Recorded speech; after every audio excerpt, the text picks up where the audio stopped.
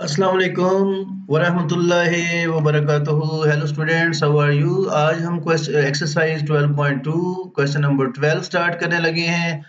Important question है, तो चलते हैं इस क्वेश्चन की स्टेटमेंट की तरफ।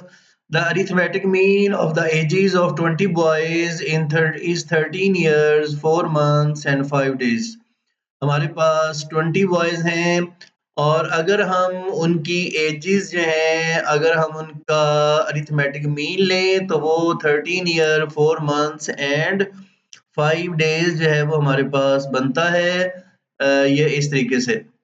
और हमने क्या करना है, find the sum of their ages. हमने उनकी एजेस का सम जो है वो फाइंड करना है। If one of the boy is of age exactly 15 year. अब उनमें से एक बॉय ऐसा है कि जिसकी जो एज है वो एग्जैक्टली 15 ईयर है। What is the average age of the remaining? तो इसका मतलब यह है कि अगर उस एक बॉय को बीच में से निकाल दें तो जो बाकी बॉयज बचेंगे उनकी एवरेज एज कितनी होगी। तो इस क्वेश्चन में हमारे पास दो पार्ट्स हैं। पहले पार्ट में हमने क्या करना है कि हमने सम फाइंड करना है एजेस का, और दूसरे क्वेश्चन में हमने क्या करना है दूसरे पार्ट में कि हमने एक बॉय की उम्र बीच में से माइनस करने के बाद बाकियों की एवरेज फिर से फाइंड करनी है। तो चलते हैं जी सॉल्यूशन की तरफ। आसान सवाल है। नंबर ऑफ बॉयज हमारे पास 20 हैं और उनकी जो एज है उसका जो मीन है हमारे पास एक्स बार वो है 13 इयर्स 4 मंथ्स एंड 5 डेज। तो हमने क्या फाइंड करना है, इनकी एजेस का सम फाइंड करना है कि हमने तमाम जो 20 स्टूडेंट्स हैं उनकी एजेस का सम फाइंड करना है। तो फार्मूला हमें आता है और हम जानते हैं कि एक्स बार इक्वल होता है किसके, समीशन एक्स ओवर एन के। सिंपल फार्मूला हम पहले भी कर चुके हैं कि एक्स बार इक्वल है समीशन एक्स ओवर एन के। और अगर हम समीशन एक्स फाइंड करना चाहते हैं, अगर हम सम फाइंड करना चाहते हैं तो ये एन उधर जाकर एक्स बार से क्या हो जाएगा, मल्टीप्लाई हो जाएगा।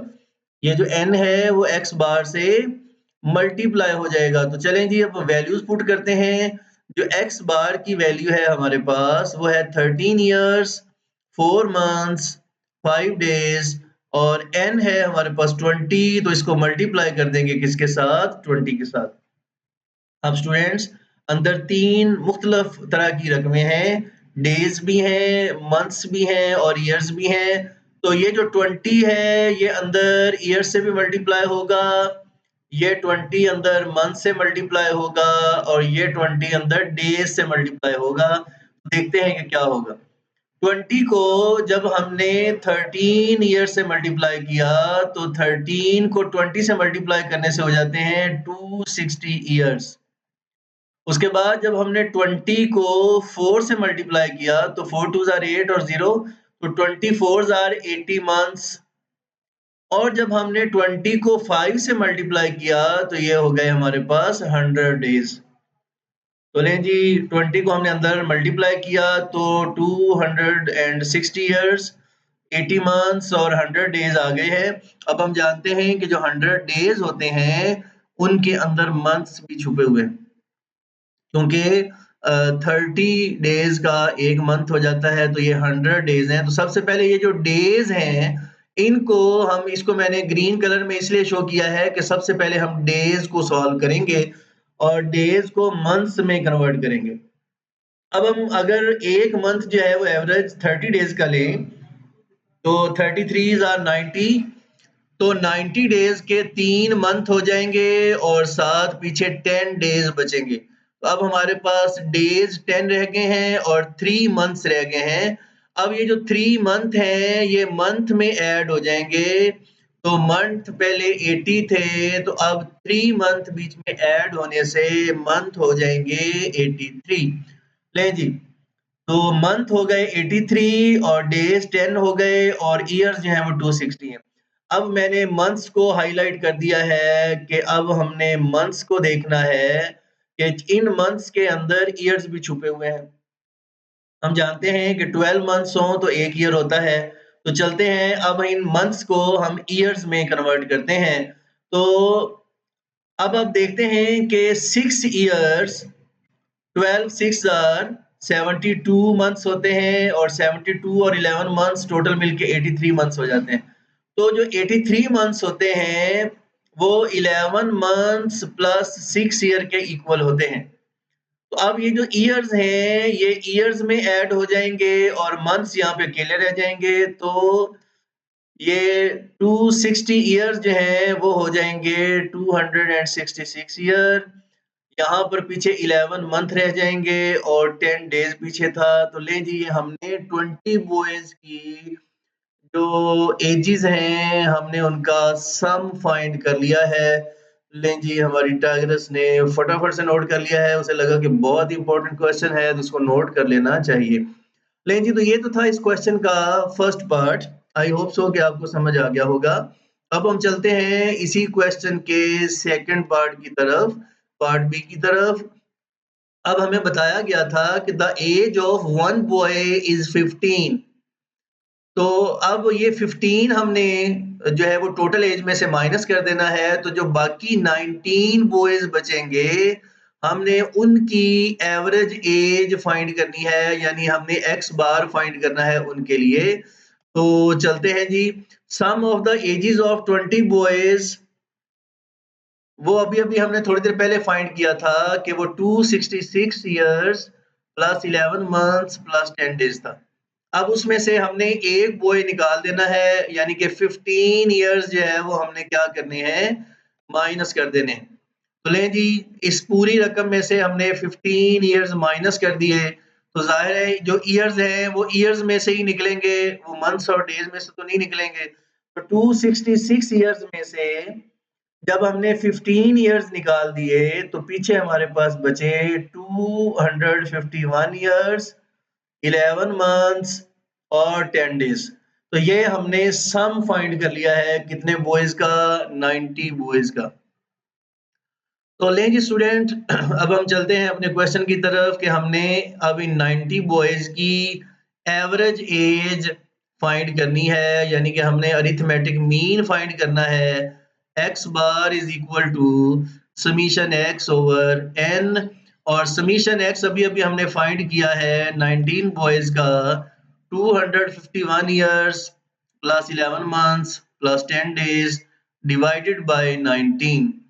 अब अगर स्टूडेंट्स यहाँ पर हम ईयर्स को 19 पे डिवाइड करें, मंथ्स को 19 पे डिवाइड करें, डेज को 19 पे डिवाइड करें तो क्वेश्चन थोड़ा सा उलझ जाएगा, क्योंकि आपको ईयर्स, मंथ्स और डेज को हैंडल करना मुश्किल हो जाएगा। तो सबसे पहले हम यूं करते हैं कि ये जो ईयर्स, मंथ्स और डेज हैं इन सारों को डेज ही बना लेते हैं ताकि उनको फिर 19 पे डिवाइड करना आसान हो जाए। तो वो कैसे जी, हमने वो जो 251 ईयर्स हैं उसको 365 से मल्टीप्लाई कर दिया, क्योंकि हम जानते हैं कि एक ईयर में 365 डेज होते हैं।